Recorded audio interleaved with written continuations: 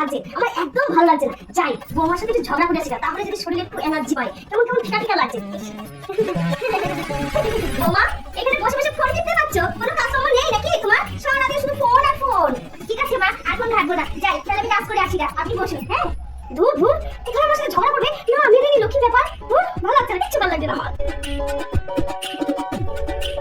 কি বৌমা, চা খেলে কাপটা ওখানে রেখে দিলে, কাপটা কে মাজবে? তোমার মা এসে মাজবে? হ্যাঁ ঠিক আছে মা, আমি চাইটাটা এখনই ধুয়ে দিচ্ছি। কি রে বৌমা তো কিছুতেই ঝগড়া করছে না আমার সাথে, যার জন্য আমি মা তুলে কথা বললাম, তাও আমার সাথে ঝগড়া করলো না, চুপচাপ মেরে দিল, কাপটা মেরে ফেললো। আমার ভালো লাগছে না, ঝগড়া করতেই হবে, ঝগড়া করতেই হবে। ধরো আরো বেশি ঝগড়া করতে হবে আমাকে।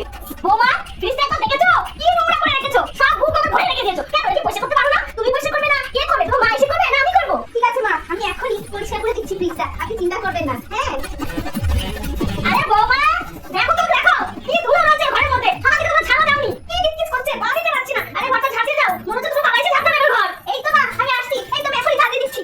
উফ আর সহ্য হচ্ছে না, এইভাবে হোক আমাকে ঝগড়া করতেই হবে, ঝগড়া করে লাগাবই। না বৌমা, আমি এখানে 50 টাকা রেখেছিলাম, তুমি কি নিয়েছো? হ্যাঁ না না মা, আমি তো দেখিনি আপনার টাকা। তুমি নাওনি, কে নিয়েছে? এই বাড়িতে তুমি আর আমি থাকি, এখানে থেকে টাকা রাখি সেটা তুমিই জানো। তুমি একটা চোরের মেয়ে, চোরের বেটি, বুঝতে পারলে? চোরের বেটি বলেই আমার 50 টাকা চুরি করে পেটে ফুচকা খেয়েছো। বলো টাকা দাও, দাও। কি মা আপনি এত বড় অপবাদটা দিতে পারলেন? আমি চুরি করে ফুচকা খেয়েছি? সত্যি মা, আর আপনি আমার মাকেও জানলেন না। তবে আপনার এত বড় সাহস হয়ে গেছে, প্রথমত আমার কান্না উল্টে পাল্টে কথা বললেন, আমাকে জোর অপবাদ দিলেন, আবার এখন আমাকে বললেন। এবার আমার শান্তি লাগছে, ঝগড়া করতে পেরেছি আমি, শরীরে এনার্জি আসছে। কি করি ও ভালো লাগছে আমার, ভালো লাগছে না, এটা ভাবতে হচ্ছে কি করি। এবার তুমি নাম থেকে ঘুমাবো। কি করে মা হঠাৎ করে একদিন বাদে আমার বাড়িতে কি ব্যাপার? এই আসলাম তো বলছি মা। কি নিশ্চয়ই আমাকে চেয়ে এসেছো? আরে না না, তুমি কি সব কথা বলো? হ্যাঁ ওসব চাওয়া চাই, আমরা কবে ছেড়ে দিয়েছি। হ্যাঁ আজকে আমি পিঠা দিতে এসেছি তোমাদেরকে।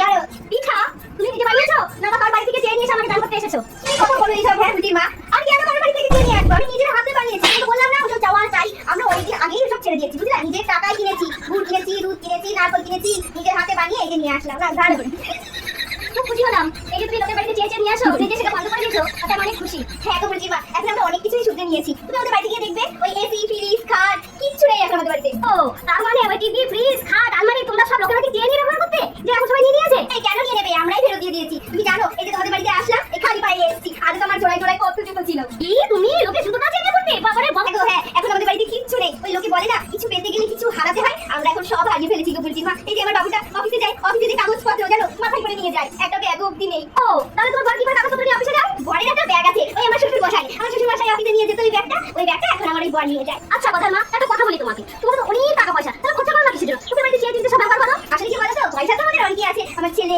আমার বর দুজনেই তো অফিসে চাকরি করে, আছে আছে, কিন্তু ওই যে ওই অভ্যাসটা, ওই স্বভাবটা যাবে কোথায় চেয়ে চিনতে ব্যবহার করা, ওই ওটার জন্য আর হয়ে ওঠে না। আমি তো বাড়িতে একদম সবাইকে বলে দিচ্ছি যে আমরা তিনজনকে না করবো, আমি আমার বরকে না করবো, বর আবার ছেলেকে না করবে, ছেলে আবার আমাদের দুজনকে না করবে, বুঝলে?